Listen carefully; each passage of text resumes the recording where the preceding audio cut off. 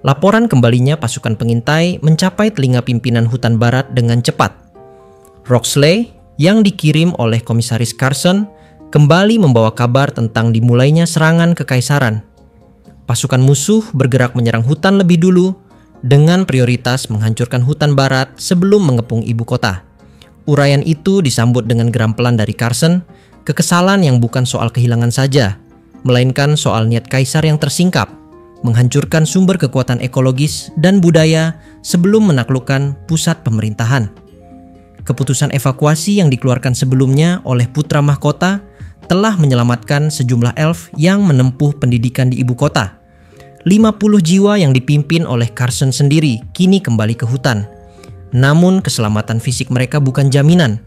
Kembalinya mereka bertepatan dengan gelombang kekuatan kekaisaran yang kini telah merangsek ke wilayah yang selama ini dianggap aman. Selain itu, kabar tentang Nancy, sang mata-mata, menggantung berat di antara pembicaraan. Informasi bahwa Nancy pernah ditangkap dan menyerah di wilayah Marquis Hope menimbulkan rasa pahit. Infiltrasi informasi tampaknya menjadi ujung tombak serangan ini. Carson dan Roxley, meski berasal dari suku elf dan secara teknis bukan warga kerajaan, berpegang pada tanggung jawab yang diwariskan generasi demi generasi. Mereka memahami bahwa kematian putra mahkota, tokoh yang selama ini menjadi simpul kerja sama antara suku elf dan istana, adalah pukulan berat bagi seluruh jaringan pertahanan. Namun mereka tidak lama larut dalam kesedihan. Dalam situasi seperti ini, segala keputusan emosional harus ditekan demi keselamatan kolektif. Tugas harus dilaksanakan. Dalam rapat singkat yang diadakan di Benteng Timur, strategi dipatok dengan cepat. Nenek, sang tetua yang paling arif dalam urusan medan dan sihir hutan, telah lama merancang skenario pengalihan. Garis besar rencananya adalah menarik pasukan kekaisaran keluar dari populasi pohon dan kanopi yang menjadi sumber kekuatan elf, memancing mereka ke hamparan lapang di depan benteng pusat, lalu menjebak dan menghancurkan mereka sekaligus. Itu adalah taktik defensif klasik yang memanfaatkan keunggulan lokal. Itu juga satu-satunya cara realistis mengingat keterbatasan sumber daya dan jumlah personel yang tersedia. Roxley mengamati rencana itu dengan campuran kekaguman dan kebingungan, bukan karena rencana itu lemah, melainkan karena ia sejak lama mengenal Sera dan Nenek sebagai entitas yang melampaui ukuran strategi biasa.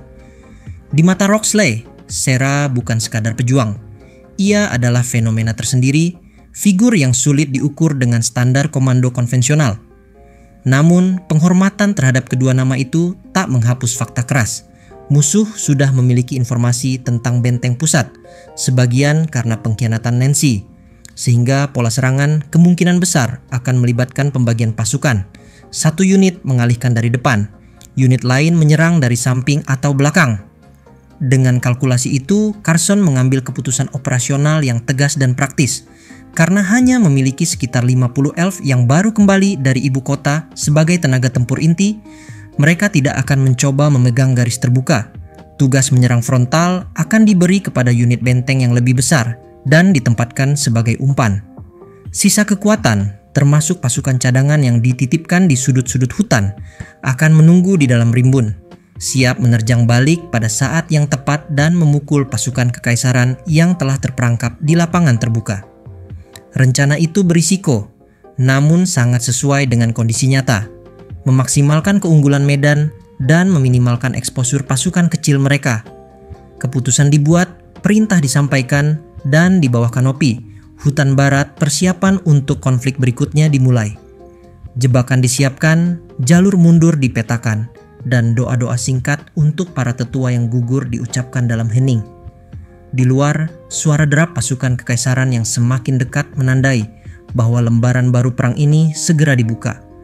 Perang yang tidak hanya menentukan garis batas, tetapi juga nasib budaya dan kehidupan yang tumbuh di bawah daun-daun tua hutan barat. Scene pun kini berpindah, menuju ke dalam sudut pandang dari pasukan kekaisaran Debuhi. Menurut mereka, benteng para elf itu menjadi pusat perhatian pasukan kekaisaran bayangan yang dipimpin oleh Komandan News. Berdasarkan laporan bawahannya, pasukan utama elf diketahui bertahan di dalam benteng tersebut. Hutan di sekitar area itu telah terbelah, sehingga upaya mendekat secara tersembunyi di antara pepohonan tidak memungkinkan dilakukan. Komandan News menyadari bahwa lawan yang mereka hadapi kali ini bukanlah pihak yang dapat diremehkan. Pasukan bayangan jarang mengalami kerugian besar, dan kehilangan 200 orang di pertempuran sebelumnya sudah tergolong luar biasa. Hal itu menjadi bukti bahwa elf di hadapan mereka adalah musuh yang memiliki kemampuan tidak biasa. Meskipun begitu, dari segi jumlah, keunggulan tetap berada di pihak kekaisaran. Elf hanya berjumlah sekitar 300 orang, sedangkan pasukan ke-20 yang tersebar di hutan mencapai 1.800 orang, 6 kali lipat lebih banyak. Rencana serangan telah disusun dengan jelas. Dataran terbuka di antara hutan dan benteng mungkin tidak memiliki jebakan. Namun News meyakini bahwa elf telah menyiapkan strategi tertentu di sana. Walau demikian, serangan frontal tetap akan dilakukan. Ketika pasukan garis depan menyerang langsung ke benteng, Jenderal Ranshas akan memimpin pasukan cadangan untuk melakukan serangan dari arah samping. Setelah menerima izin dari Ranshas, Komandan News mengerahkan 1.000 prajurit pasukan ke-20 yang ditempatkan di garis depan. Serangan dimulai dalam senyap, tanpa pekik perang yang tidak perlu. Sebagai pasukan bayangan, mereka bergerak cepat dan teratur di bawah kegelapan malam, mendekati benteng tanpa suara. Namun, ketika pasukan terdepan mencapai titik tengah antara hutan dan benteng, rentetan panah api diluncurkan dari benteng. Tidak ada prajurit kekaisaran yang menjadi korban serangan tersebut. Panah-panah itu tampak seperti tanda peringatan yang sengaja dibuat agar mudah dihindari. News sempat mengira bahwa panah tersebut dimaksudkan untuk menandai sesuatu di tanah. Panah-panah api itu tertancap dalam jarak yang teratur dan tetap menyala, seolah menjadi penerang di tengah medan pertempuran. News yang sudah memastikan tidak ada jebakan di area itu tidak segera memahami maksud serangan tersebut. Namun, dalam waktu singkat, perubahan drastis terjadi. Tanah di depan benteng tiba-tiba diselimuti oleh tekanan kuat dari atas. Seolah gravitasi raksasa menimpa seluruh area, pasukan bayangan kehilangan kemampuan bergerak. Hambatan itu disebabkan oleh aliran angin vertikal yang sangat kuat, fenomena sihir bernama downburst. 1.000 prajurit di garis depan tertahan di tempat. Tubuh mereka seolah ditahan oleh kekuatan tak terlihat. Dalam kondisi itu, hujan panah diluncurkan dari benteng. Aneh bahwa meskipun angin begitu kencang, panah-panah api tetap menancap di tanah dan menerangi sekitar, menjadi penanda sasaran bagi para pemanah elf. Elf yang dikenal mahir dalam memanah mampu memperhitungkan arah angin dengan tepat. Panah mereka tidak meleset, menyerang pasukan bayangan yang kini menjadi sasaran empuk. Namun, pasukan bayangan bukanlah prajurit biasa. Meskipun pergerakan tubuh mereka terhambat, tangan mereka masih dapat bergerak. Dengan sarung tangan pelindung, mereka menepis dan memantulkan panah yang mengarah ke tubuh mereka. Dari atas benteng, pemimpin pertahanan, seorang elf tua yang dikenal dengan julukan nenek tua, menyaksikan ketahanan luar biasa itu dengan rasa kagum sekaligus khawatir. Ia segera memerintahkan pasukannya untuk mengubah target serangan ke bagian tubuh bawah musuh, terutama di bawah lutut, area yang tidak bisa dijangkau pelindung tangan mereka. Strategi itu terbukti efektif. Pasukan bayangan yang tidak menggunakan pelindung kaki agar dapat bergerak tanpa suara kini dalam posisi sulit. Jika mereka berjongkok untuk melindungi diri, maka pergerakan mereka akan berhenti total dan membuat mereka menjadi sasaran yang mudah. Serangan panah terus berlanjut dengan kecepatan luar biasa. Pemanah elf mampu menembakkan beberapa anak panah sekaligus dalam satu tarikan busur. Dalam hitungan 10 detik, puluhan panah meluncur tanpa henti. Perlahan tapi pasti, 1.000 pasukan depan kekaisaran benar-benar terhenti di tempat, terjebak oleh kombinasi sihir angin dan hujan panah yang tiada henti. Informasi mengenai keadaan itu segera diteruskan ke markas utama Jenderal Ranshas di Benteng Timur. Ia telah memperkirakan bahwa elf akan menyiapkan strategi untuk memperlambat pergerakan pasukannya, namun tidak menduga bahwa mereka akan menggunakan sihir skala besar seperti downburst. Meskipun demikian, ia tetap memegang prinsip dasar strategi. Jumlah pasukan mereka cukup untuk mematahkan pertahanan musuh. Pasukan cadangan sebanyak 800 orang segera bergerak sesuai rencana. Mereka berputar ke utara, membentuk setengah lingkaran berlawanan arah jarum jam, dengan tujuan menyerang benteng dari sisi samping. Sementara perhatian pasukan elf terfokus pada pertempuran frontal melawan News, Ranshas berharap dapat memanfaatkan celah itu untuk menembus pertahanan. Namun, pergerakan besar-besaran ini tidak luput dari pengamatan elf di dalam benteng. Nenek tua segera mengatur ulang formasi pertahanan. Pemanah dari regu pertama hingga ketiga diperintahkan untuk terus menekan musuh di depan, sedangkan regu keempat dan kelima diarahkan untuk menghadang pasukan cadangan yang mendekat dari sisi utara. Meskipun tetap mempertahankan ketenangan di depan pasukannya, nenek tua sadar bahwa kekuatan sihir para elf mulai menurun. Downburst yang terus dipertahankan menguras energi sihir dalam jumlah besar, dan para penyihir elf sudah mendekati batas kemampuan mereka. Ia sadar bahwa kemenangan hanya mungkin diraih jika pasukan depan musuh dapat segera dikalahkan. Namun, keputusan untuk membagi pasukan menjadi dua arah membuatnya ragu dalam hati. Ia tahu bahwa keraguan seorang komandan dapat menghancurkan semangat pasukan. Karena itu, ia menegaskan keyakinan pada dirinya sendiri, memegang prinsip bahwa seorang pemimpin harus menunjukkan keyakinan penuh pada keputusannya. Di medan perang, sikap aku benar, ikuti tanpa ragu adalah satu-satunya cara untuk menjaga ketertiban dan moral. Meski begitu, penderitaan batin sang nenek semakin dalam. Di saat yang sama, pasukan cadangan kekaisaran yang dipimpin Jenderal Ranshas mulai menghadapi masalah baru. Dari arah belakang, laporan mendadak datang. Pasukan baru musuh muncul dan menyerang dari arah selatan. Pasukan tambahan ini diidentifikasi sebagai elf yang berasal dari ibu kota, kelompok yang sebelumnya dievakuasi dari serangan kekaisaran. Kedatangan mereka di hutan barat menandakan bahwa pasukan penaklukan ibu kota telah gagal sepenuhnya. Bagi Ranshas, hal itu hanya bisa berarti satu hal. Kegagalan operasi di kota merupakan tanggung jawab wakil komandan utama, News. Dalam pandangan Ranshas, keterlambatan dan kesalahan taktis News telah menggagalkan koordinasi keseluruhan operasi. Padahal, jika dilihat dari luar, kedatangan para elf dari ibu kota sesungguhnya adalah hasil perhitungan matang mendiang Pangeran Mahkota Knightly. Pergerakan cepat mereka bukan kebetulan, melainkan hasil dari strategi yang telah dirancang jauh sebelumnya. Namun, kebenaran itu tidak ada yang mengetahui di medan perang ini. Nasib News menjadi tragis. Ia dikambing hitamkan atas sesuatu yang di luar kendalinya.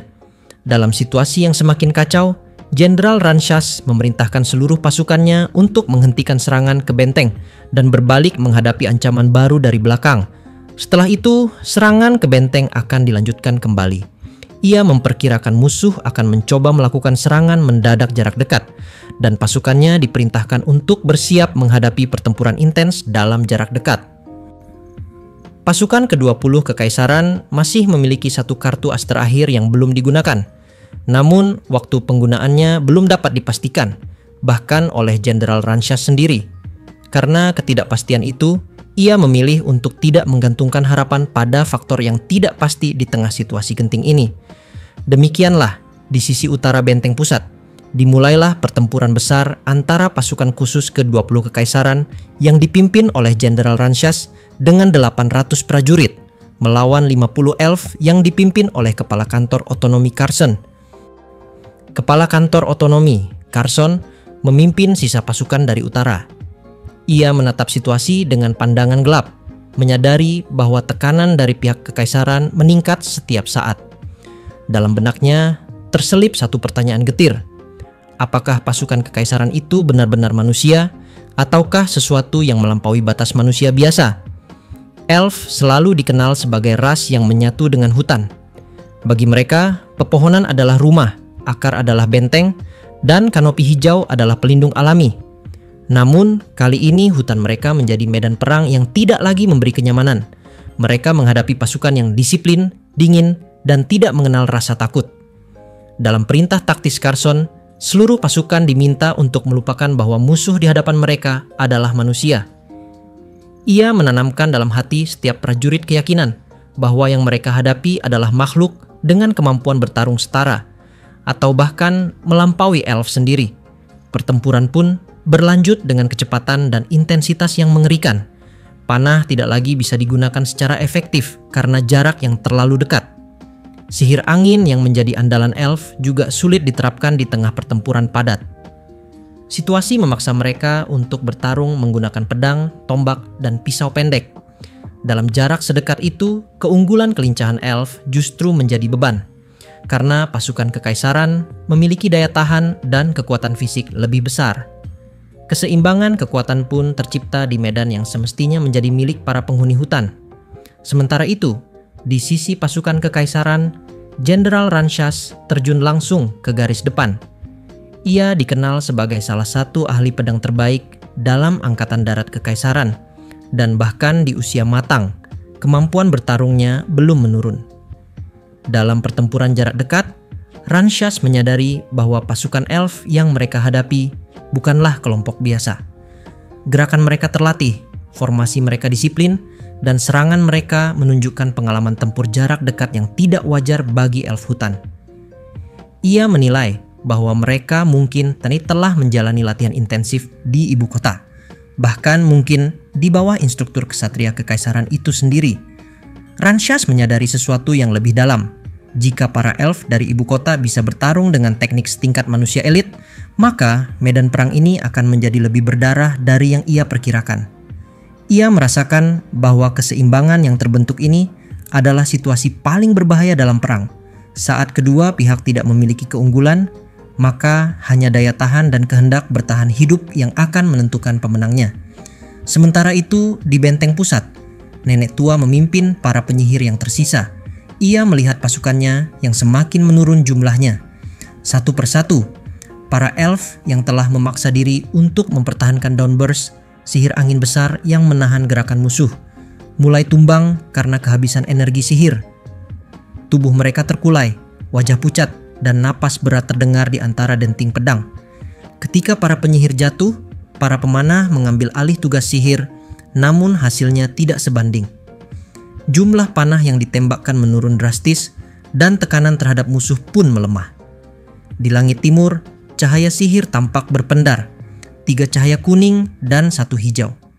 Kode itu menandakan kedatangan pasukan bantuan. Kekaisaran, 1.000 prajurit tambahan dari divisi terakhir pasukan ke-20 yang sebelumnya bertugas dalam operasi penaklukan ibu kota. Cahaya itu menjadi tanda kehancuran bagi para elf. Bagi Ranshas, itu adalah tanda kemenangan yang sudah di depan mata. Ranshas menyadari bahwa saat itu adalah momentum penentu. Ia memerintahkan seluruh pasukannya untuk mengerahkan kekuatan penuh. Ia memandang ke arah barisan elf yang masih bertahan di benteng pusat dengan sorot mata tajam dan penuh keyakinan bahwa kemenangan sudah ditakdirkan bagi kekaisaran. Namun, di sisi lain, cahaya sihir yang sama juga terlihat oleh para elf. Mereka memahami maknanya, meskipun tidak tahu detail kode tersebut. Itu berarti bala bantuan musuh telah datang. Keputusasaan mulai menyelimuti benteng. Banyak dari mereka yang menunduk, kehilangan keyakinan untuk bertahan.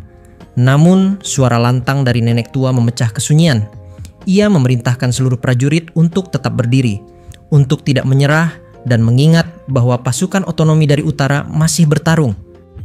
Seruan itu bukan sekadar perintah militer, melainkan kebohongan yang diucapkan demi meneguhkan hati. Ia tahu kemungkinan bertahan hampir nol, namun di medan perang, keyakinan yang salah sekalipun lebih berguna daripada keputusasaan yang benar. Semangat itu pun kembali menyala di hati para elf yang tersisa. Mereka bangkit, menyiapkan panah, pedang, dan sihir terakhir mereka untuk menahan serangan yang datang. Pertempuran pun berlanjut dengan intensitas brutal. Angin penuh debu dan sihir berputar di udara. Cahaya merah dan hijau saling bersilangan di langit malam. Para elf yang tersisa menekan kekuatan terakhir mereka, sementara pasukan kekaisaran terus maju tanpa henti. Waktu terus berjalan, 20 menit berlalu sejak sinyal sihir muncul. Namun tidak ada tanda-tanda bahwa salah satu pihak akan mundur. Di sisi utara, Carson masih bertahan bersama 50 elf dari ibu kota. Ia menerima laporan bahwa 6 orang telah gugur, termasuk Yuri, salah satu penyihir penyembuh terbaik yang mereka miliki. Kehilangan Yuri adalah pukulan berat. Ia bukan hanya penyembuh, melainkan sumber harapan bagi semua orang di kelompok itu. tanpa penyembuh. Setiap luka menjadi kematian yang pasti. Keseimbangan yang aneh tetap bertahan. Elf yang biasanya mendominasi di hutan kini hanya mampu bertahan, sementara pasukan kekaisaran yang biasanya menang karena jumlah, kini terhambat oleh ketahanan musuh yang luar biasa. Pertempuran di sisi utara berubah menjadi neraka bagi kedua belah pihak. Darah menodai tanah hutan, suara baja dan sihir bersahutan tanpa henti. Carson dengan tangan yang bergetar menyadari kenyataan pahit itu. Ia telah berjuang sekuat tenaga, namun kenyataannya hanya mampu menciptakan keseimbangan. Bagi seorang pemimpin elf, itu adalah kekalahan terselubung. Ia menggenggam pedangnya lebih erat, menahan amarah dan rasa frustrasi yang menggerogoti hatinya. Di dalam pikirannya, hanya satu pertanyaan yang terus bergema. Apakah semua pengorbanan ini hanya untuk mencapai titik seimbang melawan musuh yang jumlahnya jauh lebih besar? Pertempuran pun berlanjut tanpa tanda akhir, sementara cahaya sihir di langit perlahan memudar, meninggalkan medan perang yang penuh darah dan kesunyian yang menakutkan.